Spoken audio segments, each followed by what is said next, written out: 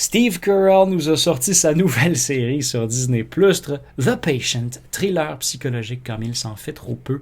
Huis clos entre un psychothérapeute dépassé et un fascinant psychopathe, ce dernier incarné par Domhnall Gleeson, le bon gaillard d'Ex Machina et About Time. Des investissements d'ailleurs fort valables pour ton esprit et ton moral respectivement. Hein? Alors qu'ici, sans même savoir à quoi s'en tenir ou bedon que l'intrigue minimaliste nous mènera, laisse-moi te dire que purement pour le talent des deux acteurs et par de pareils mini-shots de 20 minutes l'épisode, dur de passer son chemin. J'ai vu pour toi les 2 premiers épisodes avec numéro 3 qui sort aujourd'hui, les mardis. Crée-moi que je te reviens pour confirmer que ça devrait pas passer sous ton radar. It's very good. It's very tendu.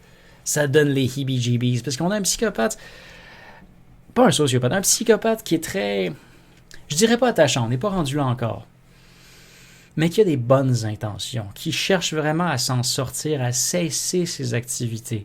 Donc, il passe au grand acte, sur ses grands chevaux, à kidnapper ce cher type. S'ensuit une course folle, mais Steve Carell est donc capturé par Domhnall et est tenu un peu en otage jusqu'à temps que l'un puisse guérir l'autre. On peut sortir le bon vieux il m'a appris tellement plus que je lui ai appris. Je suis certain qu'on s'en va dans cette direction-là, d'une certaine amitié malsaine, d'une certaine relation peut-être asymétrique, d'un certain brouillage dans leur relation professionnelle. Je m'y attends. Beaucoup de questions. On termine épisode 2 sur un méchant gros cliffhanger d'une rencontre inquiétante. On ne sait pas exactement comment interpréter l'expression faciale de Steve Carell, donc je vous reviens avec le dénouement. C'est un rôle très sérieux pour notre cher gaillard qu'on connaît pour ses comédies déjantées et over the top, OTT. Et là, il est incroyablement sobre, limite fait pitié. Il n'a pas le goût d'être là, comme on n'aurait pas le goût d'être là. Mais tu vois qu'il n'a pas l'énergie de se battre là. Tu vois qu'il est un peu blasé, tu vois qu'il est un peu au bout du rouleau. Notre pauvre victime enchaînée ainsi au plancher, au lit.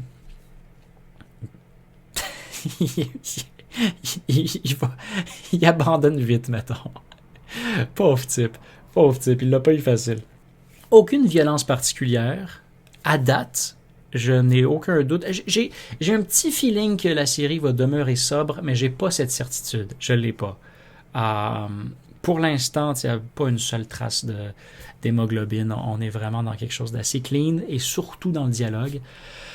Pas énormément d'action non plus. Vraiment, l'emphase est mise sur une conversation intelligente, maligne, à double sens.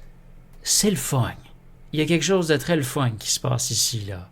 On a 2 foutus bons performeurs enfermés dans la même pièce. I'm in. Ça pourrait être une pièce de théâtre, puis ça, là, j'adhère. C'est certain que c'est du compte-gouttes, hein. C'est un tiers d'heure à la fois, c'est très, très difficile de ne pas justifier d'attendre et de gober ça d'un shot. On commence à en avoir pas mal de ces séries-là qui sont une fois semaine, hein. On commence à les accumuler, là. Ce qui fait une espèce de drôle de melting pot de toutes sortes de narratives simultanées. Mais celle-ci en vaut la chandelle. Hulu, FX Fearless, qui nous pond le tout. Je comprends pourquoi on pourrait penser que ça s'apparente à Dexter. On n'est vraiment pas là. Mais il y a des parallèles à faire, sure. Ou est-ce que le mec, je peux pas me plonger. Je peux pas me plonger dans trop de divulgachis réellement sur un psychopathe tueur en série. C'est assumé dans la description de l'émission. Dit-il la vérité? Dit-il toute la vérité? C'est plutôt là où le suspense, l'intrigue, le mystère repose. Et moi, je crois que tout est possible. Je crois que ça peut partir dans toutes les directions. I'm excited. I'm really excited.